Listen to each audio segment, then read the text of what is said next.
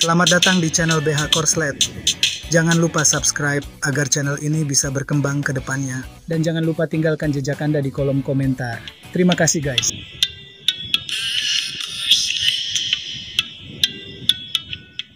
Bab 43, Lumbung. Biasanya, Tuan Tanah Kiau memperlakukan mereka dengan sangat buruk, memukul dan memarahi mereka, dan terus-menerus mengeksploitasi mereka. Jika diberi kesempatan ini, mereka semua ingin melihat seberapa miskinnya Tuan Tanah Kiau. Begitu Tuan Tanah Kiau ditangkap oleh Qi Fei, dia mulai melolong seperti hantu. Dia takut Qi Fei tidak akan sungkan untuk memukul dan menjatuhkannya ke tanah serta menggosok-gosoknya di depan semua orang. Meskipun sebelumnya dia merasa malu ketika berkonflik dengan Qi Fei saat di jalan, tapi ternyata orang-orang itu bukanlah bawahannya. Tapi sekarang banyak sekali anak buahnya yang mengawasinya di sini, dia tidak bisa membayangkan kalau dia sampai dipukuli oleh orang desa seperti Qi Fei.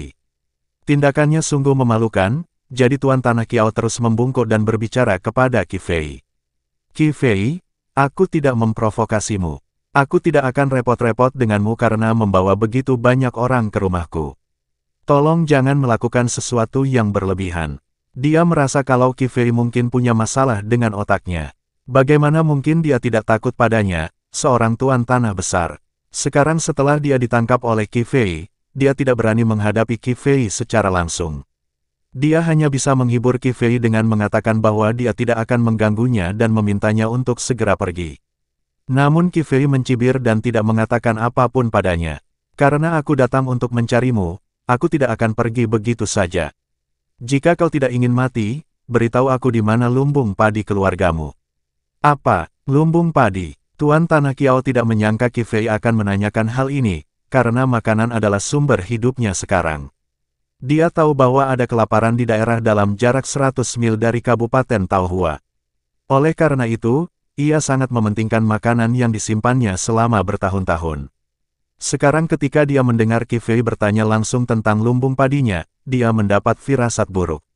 Mungkinkah Qi Fei membawa begitu banyak orang hanya untuk mencuri makanannya? Melihat dia tidak mengatakan apa-apa, Qi Fei menendangnya dan berkata, "Cepat beritahu aku di mana lumbung padi itu. Jangan tunggu aku mengirim seseorang untuk mencarinya. Jika ada yang rusak di rumahmu, jangan salahkan aku." Tuan Tanah Kiau menatap Qi Fei dengan wajah pucat. Dia ingin mengatakan sesuatu untuk meredakan ancaman Qi Fei kepadanya. Tetapi dia mendapati dirinya sangat tidak berdaya pada saat ini.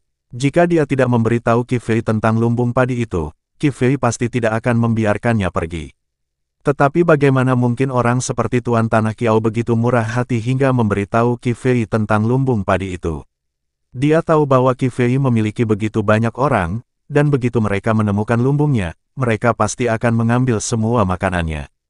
Demikianlah kata Tuan Tanah Kiau kepada Qi Fei. Tidak banyak makanan yang tersisa di lumbungku. Lagi pula, Qi Fei, kau merampok di depan begitu banyak orang. Apa kau tidak takut hakim daerah akan menghukummu? Ketika Qi Fei melihat ekspresi di wajah Tuan Tanah Kiau, dia tahu bahwa Tuan Tanah Kiau masih keras kepala. Dia menampar muka Tuan Tanah Kiau dan berkata, "Karena aku berani datang ke rumahmu di depan banyak orang, aku pasti tidak takut dengan masalah ini. Jadi kamu tidak akan mau mengatakannya, kan?" Qi Fei memandang penyewa keluarga Kiau di sebelahnya dan bertanya kepadanya, "Apakah kamu tahu di mana lumbung padi Kiau Fugui?" Tentu saja penyewa itu mengetahuinya, tetapi dia memandang Tuan Tanah Kiau dengan hati-hati setelah mendengarnya. Dia sekarang adalah orangnya Tuan Tanah Kiau. Jika di depan Tuan Tanah Kiau, dia memberitahu Qi Fei tentang lumbung padi Tuan Tanah Kiau, Tuan Tanah Kiau pasti tidak akan membiarkannya pergi. Tuan Tanah Kiau juga tahu bahwa Qi Fei pasti tidak akan membunuhnya di depan banyak orang. Paling-paling dia akan dipukuli, dan lagi pula, sekarang, Qi Fei sedang tidak menatap dirinya. Saat ini, tampaknya Qi Fei tidak fokus padanya dan tidak berminat untuk mengalahkannya. Jadi setelah mengambil keputusan, dia dengan berani berbicara kepada penyewa itu. "Jika kau berani mengatakan sesuatu yang tidak masuk akal, jangan salahkan aku karena bersikap kasar padamu." Setelah ditatap tajam oleh Tuan Tanah Kiau, penyewa itu segera menundukkan kepalanya dan tidak berani mengatakan apapun lagi. Melihat hal itu, Qi Fei berkata kepada anak buah Tuan Tanah Kiau, "Jika kamu dan yang lainnya bersedia bekerja denganku, kamu bisa datang bekerja untukku." Mengenai perjanjian kerja, jangan khawatir. Dengan adanya aku di sini, Qiao Fugui ini tidak akan bisa berbuat apa-apa padamu. Ah, orang-orang itu tidak menyangka bahwa Qi Fei benar-benar ingin menampung mereka. Mendengar ini, mereka semua menatap Qi Fei dengan heran. Jika mereka ingat dengan benar, Qi Fei tampaknya hanyalah penduduk desa biasa. Kualifikasi apa yang harus dia miliki untuk menerima begitu banyak orang? Pada saat ini, Liu Xiaoer dan Liu Xiaoshan juga berdiri dan berbicara kepada mereka. Benar sekali, jika kalian mengikuti kakak tertua kami, kalian akan memiliki masa depan yang cerah. Namun, jika kalian mengikuti Qiao Fugui, kalian akan menjadi penyewanya selama sisa hidup kalian.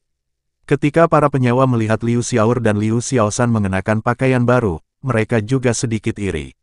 Mereka juga mengenal Liu Xiaoer dan Liu Xiaoshan, yang merupakan gangster di Kabupaten Taohua. Tapi sekarang, mereka baru bersama Qi Fei beberapa hari, dan sekarang mereka bisa mengenakan baju baru. Melihat betapa energiknya mereka pasti makan dan minum dengan baik bersama Qi Fei. Jadi mereka merasa sedikit lega untuk sesaat. Mereka tidak ingin digunakan sebagai kiasan atau budak bagi Tuan Tanah Qiao sejak awal, dan Tuan Tanah Qiao lah yang menjebak mereka.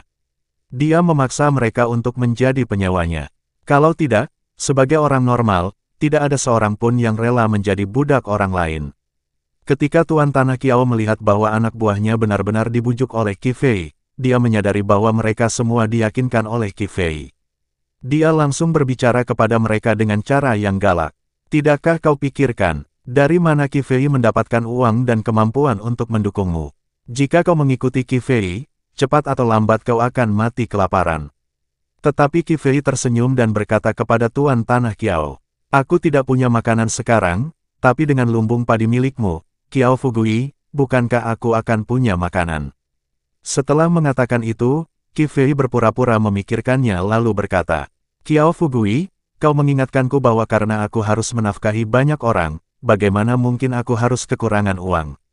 Kalau begitu, ambil saja emas, perak, dan harta keluargamu.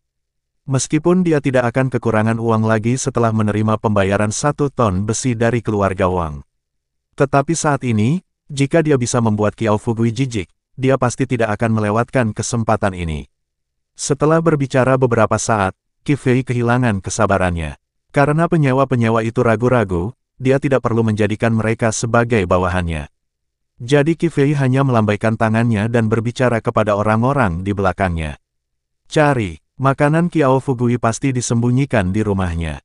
Cari dengan teliti. Wajah Qiao Fugui berubah drastis saat mendengar ini. Dia ingin menghentikan Qi Fei, tetapi dia tidak bisa melakukannya sendiri. Pastilah mustahil untuk menghentikan Qi Fei dan ratusan orangnya. Pada saat ini, bahkan anak buahnya pun langsung mengkhianatinya.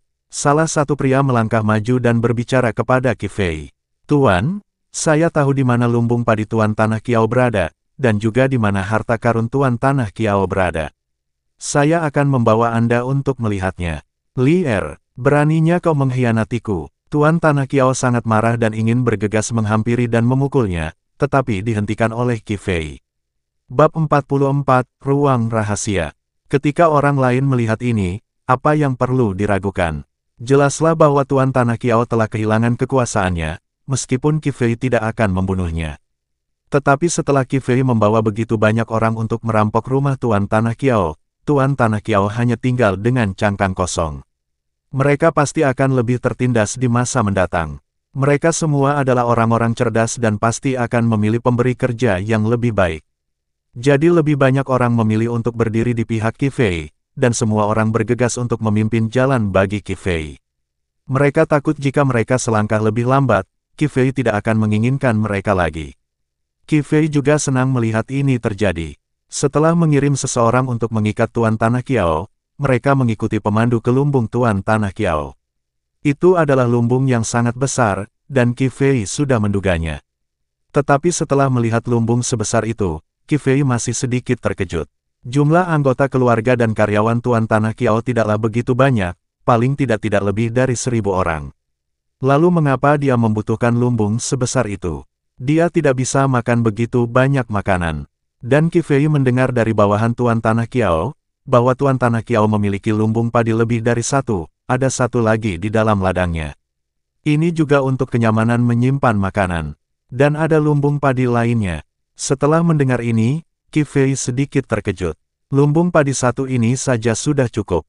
Qi Fei mengamati sekilas biji-bijian di lumbung dan setelah bertanya kepada orang-orang di sekitarnya, dia menemukan bahwa sebenarnya ada 3 ton biji-bijian di dalam lumbung.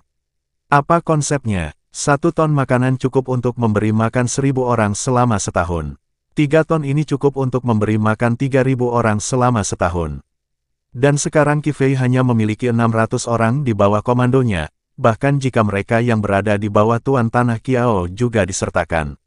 Jumlahnya hanya sekitar 1.000 orang, jadi lumbung padi ini cukup untuk memberi makan anak buahnya selama 3 tahun. Jumlahnya sungguh terlalu banyak, Qi Fei bertanya kepada anak buah Tuan Tanah Kiao dengan rasa tidak percaya. Bagaimana dia bisa punya begitu banyak makanan? Qi Fei mengerutkan kening saat dia melihat lumbung yang penuh. Semakin banyak gandum yang dimiliki Tuan Tanah Kiao, semakin terbukti bahwa ia menindas lebih banyak orang. Pelayan di sebelahnya berkata tak berdaya setelah mendengar ini. Tuan Tanah Kiao tidak hanya memiliki ladang di sekitar Kabupaten Taohua. Kudengar dia juga memiliki sebidang tanah yang luas di dekat kota Xianyang. Setiap tahun, banyak gandum yang dikirim dari kota Xianyang, jadi dia terus menimbun lebih banyak lagi. Berapa banyak gabah di lumbung lainnya?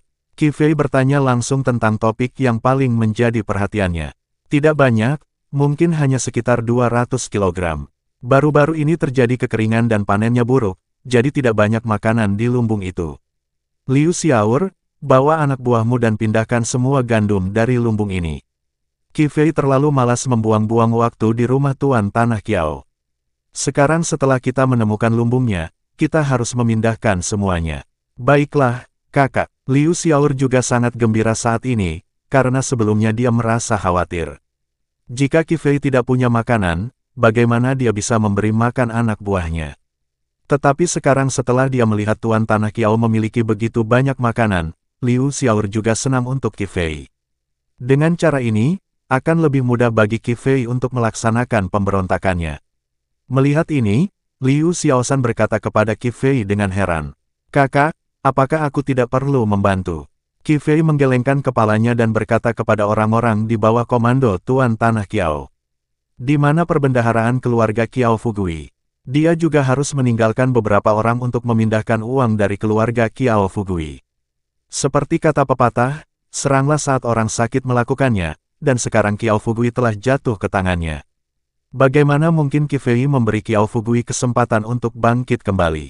Segera, anak buah Kiao Fugui membawa Qi Fei ke ruang bawah tanah yang tampak sangat kokoh. Anak buah Tuan Tanah Kiao berbicara kepada Qi Fei dengan perasaan agak malu. Ini adalah ruang bawah tanah rahasia majikan kami. Kudengar semua uang dan barang-barang majikan ada di sana.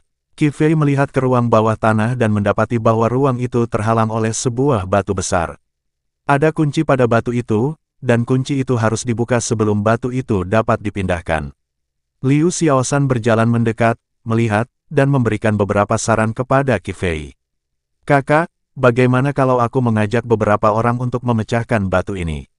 Qi Fei berkata pada Liu Xiaosan sambil tersenyum. Untuk apa bersusah payah? Pergi dan bawa Kiao Fugui untukku. Kuncinya pasti ada padanya. Ketika Liu Xiaosan mendengar ini, dia pikir apa yang dikatakan Qi Fei masuk akal. Dia mengangguk dan segera pergi membawa Kiao Fugui yang diikat. Kiao Fugui masih menatap Qi Fei dengan enggan setelah melihat Qi Fei berdiri di pintu ruang bawah tanahnya. Dia berkata pada Qi Fei dengan ekspresi agak panik. Qi Fei, kamu tidak akan mengambil semua uangku, kan? Aku sudah memberimu semua makanan, kamu tidak bisa membiarkanku hidup tanpa alasan.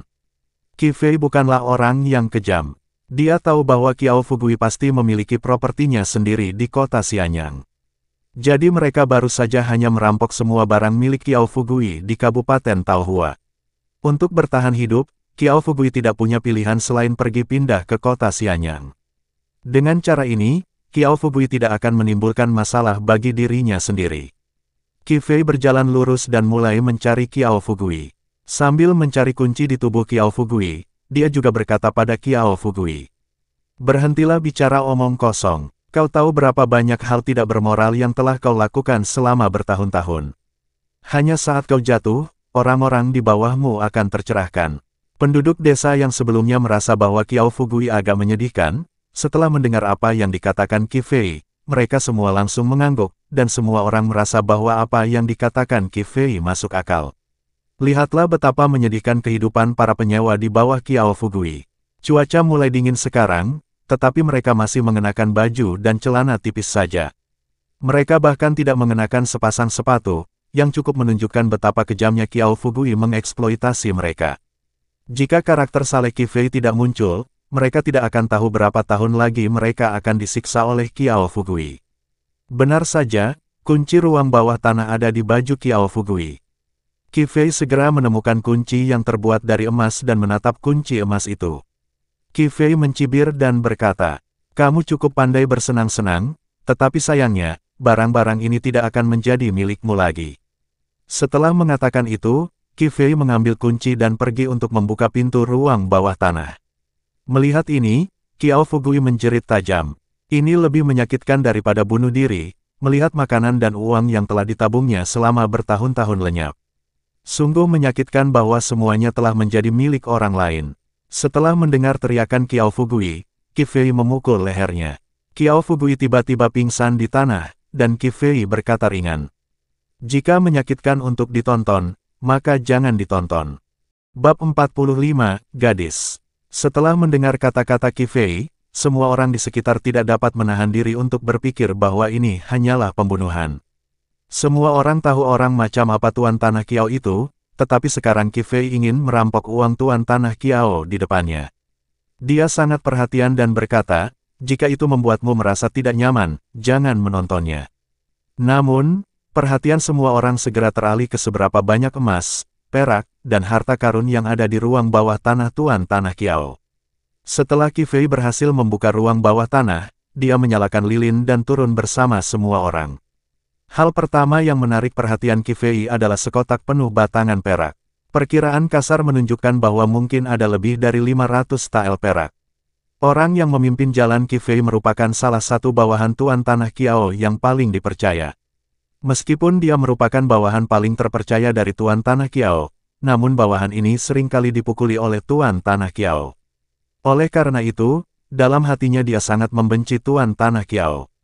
Sambil berjalan dia menatap kotak perak itu dengan bingung dan berkata, "Aneh, mengingat betapa pentingnya ruang bawah tanah ini bagi Tuan kami, seharusnya ada lebih banyak dari jumlah uang ini." Faktanya, Tuan Tanah Qiao merupakan Tuan Tanah terbesar di Kabupaten Taohua, jadi wajar jika ia memiliki banyak gaba.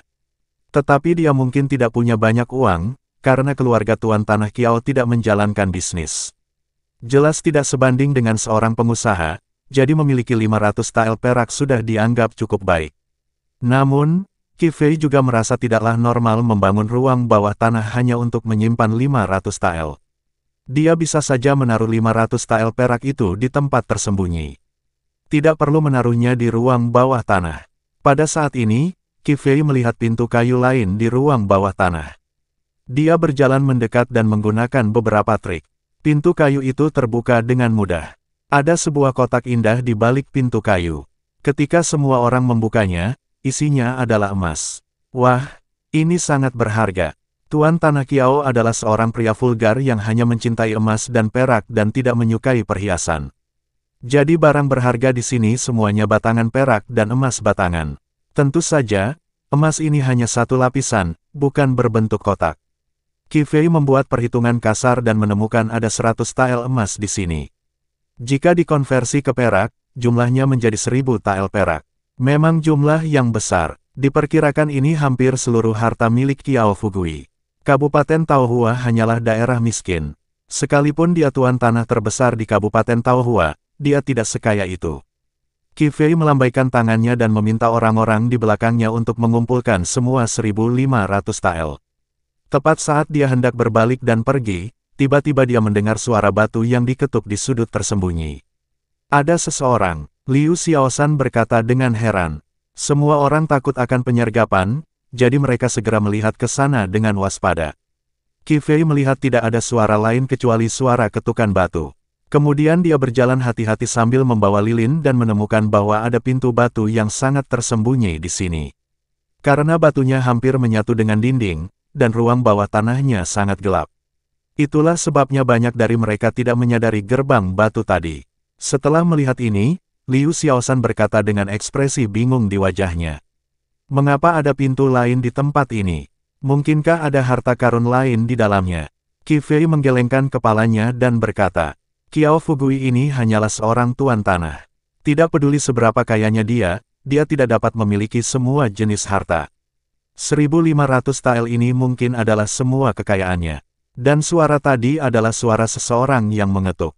Jadi pasti ada orang di balik pintu batu ini, bukan suatu benda. Qi Fei meraba pintu batu itu dan menemukan tidak ada lubang kunci di sana. Maksudnya, ini tidak dibuka dengan kunci. Semua orang di sekitar melihat ini. Katanya penasaran dan bingung. Apakah ini pintu? Mengapa tidak ada lubang kunci? Tidak ada lubang kunci, artinya ini adalah pintu jebakan. Saat Qi Fei mengatakan ini, kesannya terhadap Qiao Fugui berubah. Awalnya dia mengira Qiao Fugui hanyalah seorang pemilik tanah. Meskipun Qiao Fugui telah melakukan beberapa hal yang tidak bermoral, itu saja. Tetapi sekarang Qi Fei melihat bahwa sebenarnya ada pintu batu dengan mekanisme di sini. Baru saat itulah dia menyadari bahwa Qiao Fugui ini mungkin memiliki sisi lain yang tidak dia ketahui.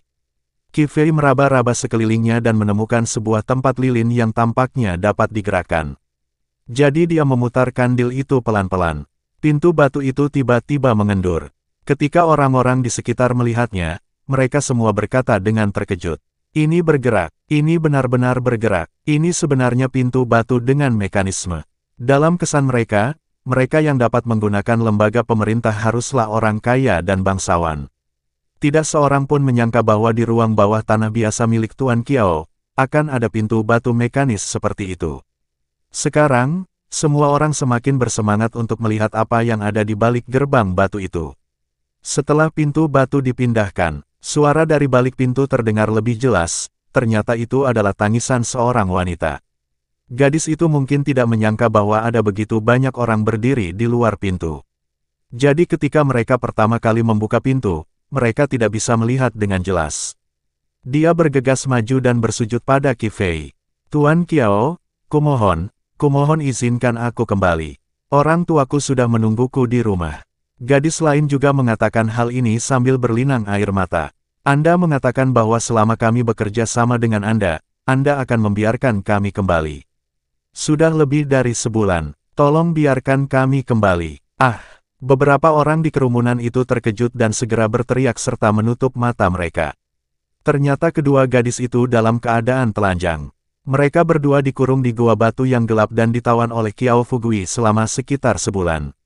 Adapun tujuan Qiao Fugui memenjarakan mereka, hal itu sudah jelas hanya dengan melihat tanda-tanda di tubuh mereka. Baru setelah kedua gadis itu selesai berbicara, mereka menyadari bahwa orang di luar pintu bukanlah Qiao Fugui. Dia seorang pemuda yang sangat tampan.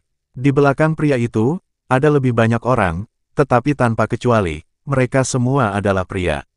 Kedua gadis itu begitu terkejut hingga mereka berteriak dan menutupi tubuh mereka.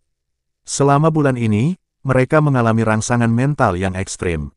Kalau saja tidak ada yang menemani mereka pasti sudah gila sejak lama.